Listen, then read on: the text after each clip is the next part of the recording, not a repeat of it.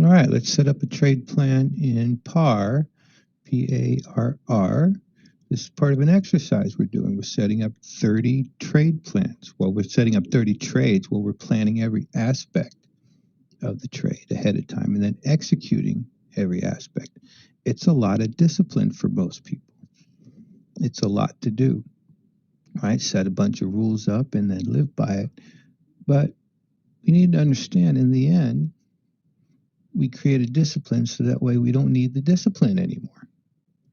A discipline is something you take on to do something that doesn't naturally come to you, right? If you say don't set a stop or you chase markets or whatever, you set a discipline and you're uncomfortable for a time, right? You live with that uncomfortableness, those impulses, realize that they're just paper tigers.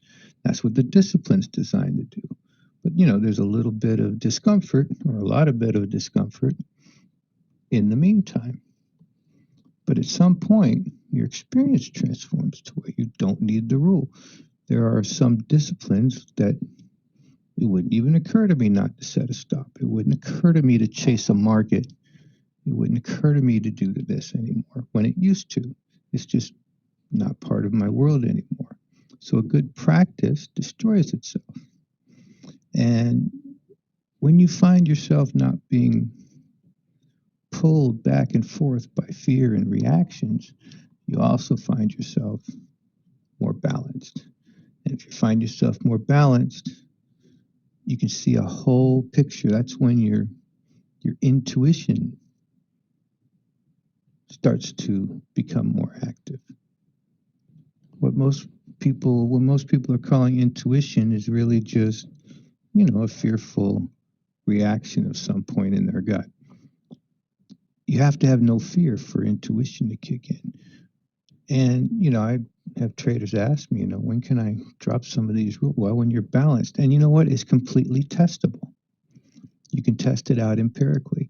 If you have an objective method, trade entry, stop, and all of this stuff, you can track the objective method versus, say, your intuition. And this way, there's no lying to yourself about it. So let's just go ahead and set up a trade plan. I just wanted to talk about that a little bit. And I'm just trading a swing, all right? And my plan says I'm going to get in at the 50% of this reaction leg and put a stop at the 25%. There's all kinds of stuff going on here. The first thing you should be doing is just, mapping your markets and understanding the swings in the market.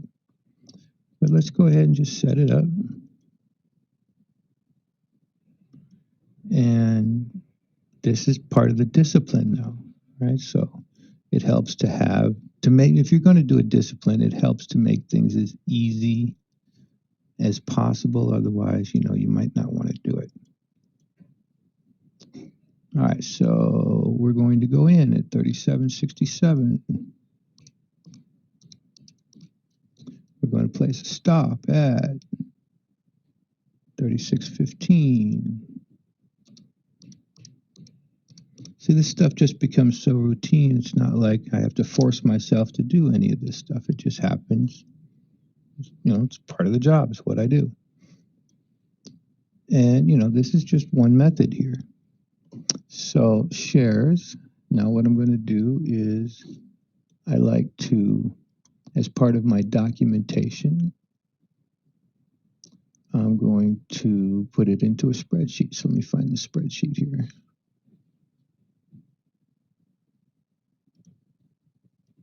All right. So just a quick review. We have actually ODFL got filled.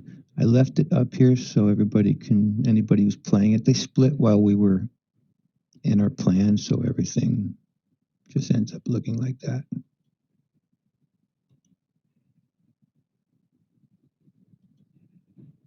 So we have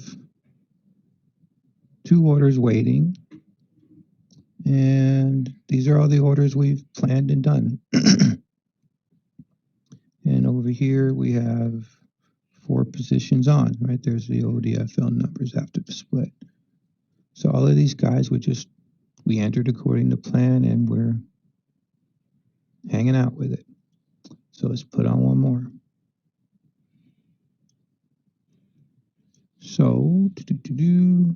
37.67. Today is 4-1.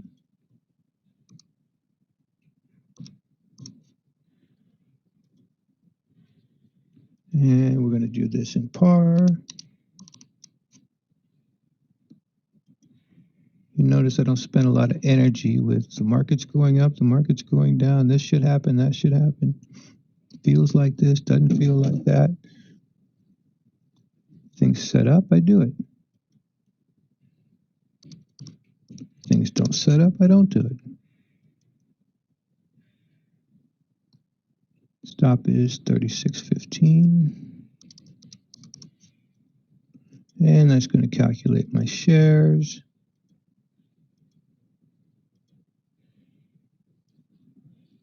And we're risking 1.5 points to make 9 or so, 6-1.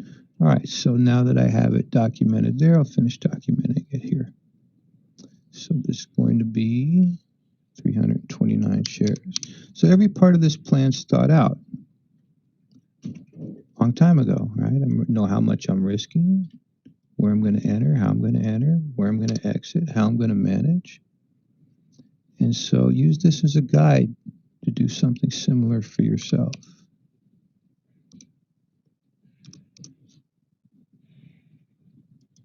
Okay. All right, let's set up our orders.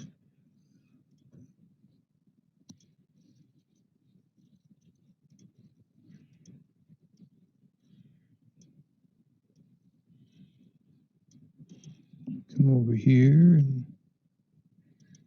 So we're going to use a buy stop order, take us into the market at 37.67. We're going to use a stop of 36.15. And we're going to use a target of 46.79, and I'll double check everything later.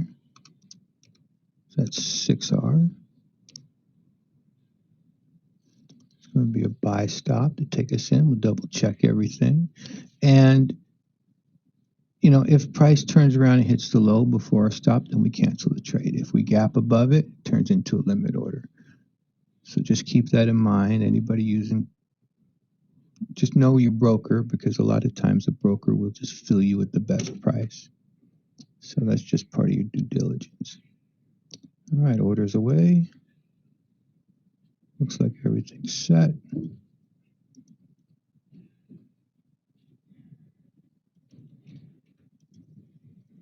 All right, so just remember the whole point of a discipline is to destroy the discipline so you don't need it anymore. And then you find yourself a little more balanced. You'll find yourself more creative, maybe doing something with your own method, seeing something you can do to align it better. And once you find yourself more balanced, right, you let go of things. You let go much faster, you know, for instance, I don't know here. Here's one we recently got stopped out of, right? We get ticked and boom, right? It's a trade. It's over. If you're still hanging on to that a week later, I shoulda, woulda, coulda, then, right, there's work to do still. And so when you find yourself through the discipline becoming more balanced, you'll see intuition starts to kick in a little bit more. All right, so trade set. Everything's ready to roll. Buy stop to take us in.